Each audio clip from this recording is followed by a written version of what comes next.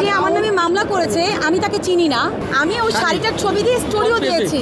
আমার নেক্সট 5 মাসে শাড়িটা পরা হয়নি। তারা কিন্তু নিজেরাই জানেন যে এখানে অনেক মিথ্যা কথা মানে বলা হয়েছে, যেটা আমি হয়তো কিছু বলতে পারিনি, হয়তো বলবো।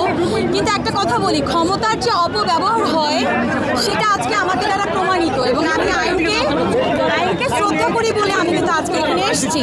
এবং সেকেন্ডলি হচ্ছে, এর আগে আমি কিছুই বলিনি বিকজ আমি আইনকে শ্রদ্ধা করেছি যে না, আইন যখন আমাকে সমঝারি দিয়েছে আমি এসেছি। কিন্তু ওখানে অনেকগুলি মিথ্যা কথা প্রদান করা হয়েছে। ডেফিনেটলি টুডে টুমোরো এগুলো আসবে, এগুলো সবার সামনে আসবে। বাট আমি আমার জায়গায়, যেটা আমার উপরে আমার 15 বছর ক্যারিয়ারে বলা হয়েছে যে আমি 15 বছর ক্যারিয়ারে আমি 27,000 টাকার শাড়ি আত্মসাৎ করেছি বা প্রতারণা করেছি, ডেফিনেটলি আই ডিডেন্ট ডু, মানে আমি এরকম কিছুই করিনি, আমার এরকম কিছুই করা হয়নি। তো যার কারণে আদালতে কিন্তু এটা প্রমাণ হয়েছে। তার আগেও কিন্তু সামহাও আমাদের একটা প্রমাণিত হয়েছিল যে বলেছে যে ডিবি থেকে প্রমাণিত হয়েছে, সত্যতা প্রমাণ পেয়েছে। এখানে একটা কথা বলা হয়েছে যে ডিবি আমাকে ফোন করে জিজ্ঞেস বলেছে। না, আমি একটা কথা এতটুকু বলতে চাই, আমি ডিবিকে ফোন করেছি, আমি একাধিকবার জিজ্ঞেস করেছি যে আমি কখন আসবো, আমরা কখন এটা নিয়ে বসতে পারি।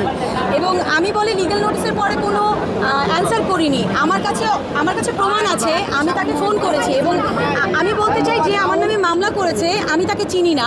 ফ্যালকন অ্যালুমিনিয়াম মাল্টিলেয়ার অ্যানোডাইজড হওয়ায় সম্পূর্ণ স্ক্র্যাচ প্রুফ। Falcon aluminium. আমি চিনি হচ্ছে বিলকিস ওয়াজির ঝিনুক। তিনি একজন সম্মানিত আইনজীবী। তো সে যখন আমাকে বলেছে সে একজন আইনজীবী, সে আমার একজন বড় ফ্যান।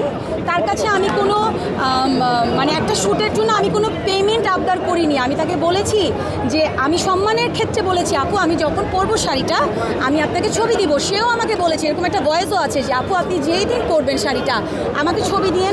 এখন ভাইয়া আপনারাই বলেন, আপনারা চেনেন আমাকে। হ্যাঁ, সো আমি কিন্তু স্টোরিও দিয়েছি, আমি ওই শাড়িটার ছবি দিয়ে স্টোরিও দিয়েছি। কিন্তু আমার নেক্সট 5 মাসে শাড়িটা পরা হয়নি। বিকজ আপনারা সবাই জানেন আমি ফিল্মের শুটিং নিয়ে আমি অলমোস্ট 3 মাস আমি প্রিপারেশন নিয়ে ব্যস্ত ছিলাম।